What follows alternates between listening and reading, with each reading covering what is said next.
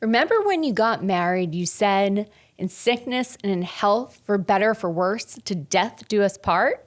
But does that hold true in retirement? We're going to talk about retiring together as a married couple.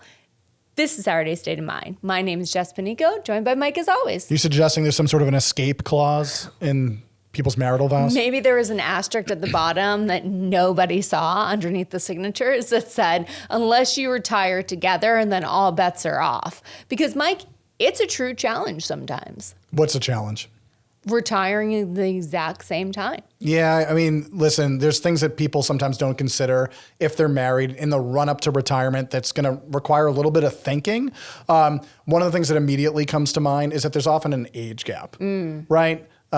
He's older than her or she's older than him, right? So if we're in one of those positions where we need to consider retiring, do we retire at the same time despite that age gap? Or it's like, hey, to whoever the younger person is, like, I already did those working years and I saved, into the 401ks and IRAs, between those, like, why do you get those years off? So there has to be a dialogue about what the expectation is there. Sure. That's, a very personal decision you make. First of all, it's a financial decision. Like, can you afford to retire at the same time? But we certainly see plenty of individuals that come in with the age gap. A lot of times people are coming on their second marriage and maybe they're still working, and then the gap gets a little bit more significant. So you do have to think about that when you start considering retiring, and to sit down with a professional and to talk to them. Do we want to do this holding hand in hand, skipping down the yellow brick road? Or is this something that we both have a number in mind, and if you get there first or I get there first, that's when we're going to retire? Yeah, and there's multiple different ways that you can look at it. If there's an age gap and one retires, say, ahead of the other, the one that's still working might be a little bit resentful of the one that gets to sleep in and go golfing all day long. But don't assume that the one that's retired is having a grand old time. I mean, for them, they might be a little bit lonely. Maybe they want their buddy, their best friend, to come along for the journey, but they're like, you got to put in a few more years.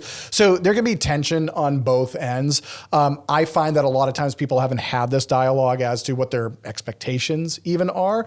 Sometimes a younger person thinks, well, of course I'd retire at the same time as you.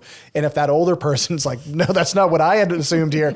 Having that dialogue is helpful, because certainly we don't want to split up a happy union just because they have different visions of what retirement should look like. What might be another reason or consideration for people not retiring at the same time? Health insurance. Oh, that's a big one. That's a big one, right? I mean, whether you're retiring ahead of or at or beyond 65, you have to consider, where is the insurance going to come from, particularly if there's an age gap, right? Because if somebody gets to the finish line and they're 65, okay, they're covered. They can still go to the doctor in the hospital and they get Medicare backing them up.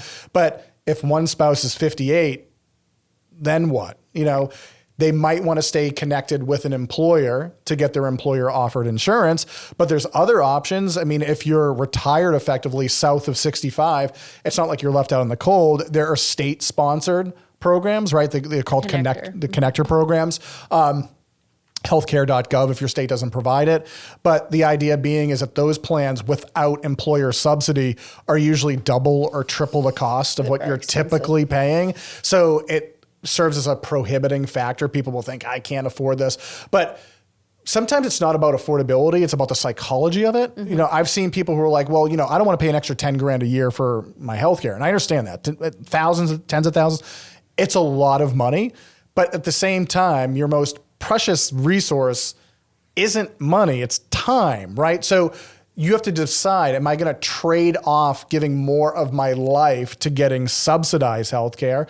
Or maybe if I do some measuring, am I actually in a position where I can justify using my own savings to get my time back and retire ahead of schedule and just pay full boat for my health insurance until I'm 65? Right. I think these are conversations you have to be able to sit down and have together and talk about the pros and cons.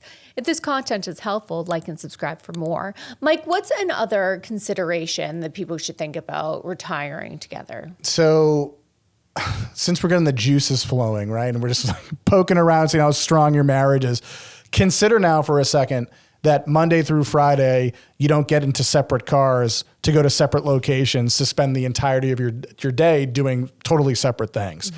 If we're both retired, but both hanging out in the house at the same time. Now, that's not to say that you can't go to the gym while I go golfing or something like that, but oftentimes without that forced separation, you've got one spouse that's clinging to the other. I'm bored. I don't know what to do. Or the fact that one already has like a planned social life and hobby calendar is annoying the other spouse who didn't, plan for these things as much You as get in to see a advance. lot more of this every day. Yeah. So I think talking through a little bit about what what are our expectations for what happens the day after, the month after, right? Because there's often a honeymoon period, right? People plan a big trip to celebrate, or they retire just ahead of their summer, and so they have all sorts of plans to keep them busy while the weather's warm. But then all of a sudden, routine takes hold, right?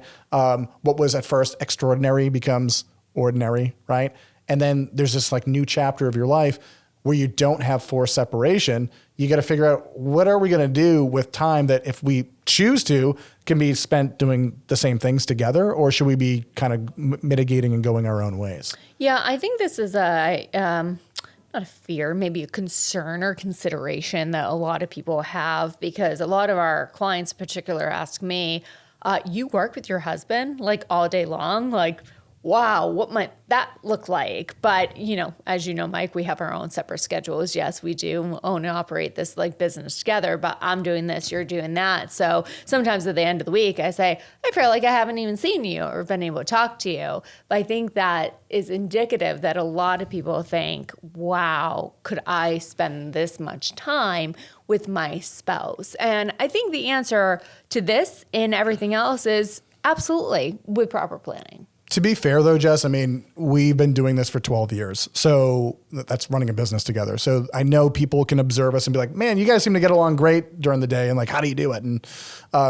experience. If those same people could have observed what it was like in the early stages of running a 9-to-5 together. Horrible. It was not easy at all, because there's a difference between like regular married life versus sharing in activities together, where maybe you're both type A, or I have one opinion on something and you have a separate opinion. It's like, how do you reconcile that when we don't get separation after 5 p.m. comes and goes? Like, you don't go back to your house and me go back to my, Be like, my coworker is a real jerk today. Yeah. So a lot of retarees get that same experience we have as business owners. They might not be running a business together, but they're navigating retirement together. And so sometimes we assume, we're going to get along splendidly. But if we have different opinions of what we should be doing, or I would say a big one that stumbles people up is that there's usually the saver and then there's the spender. Mm-hmm. So like, hey, we're retired now. We're going to go try new restaurants and go on these new experiences and take these trips. And then one person's getting all anxious about it.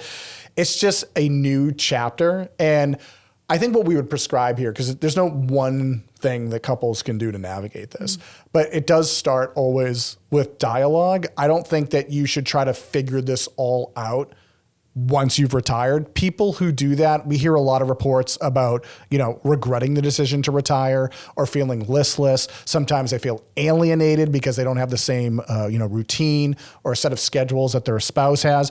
You don't want to be finding that out after you've given your 2-week notice, right? And you've moved, or you've made other major life changes that maybe you can't walk back.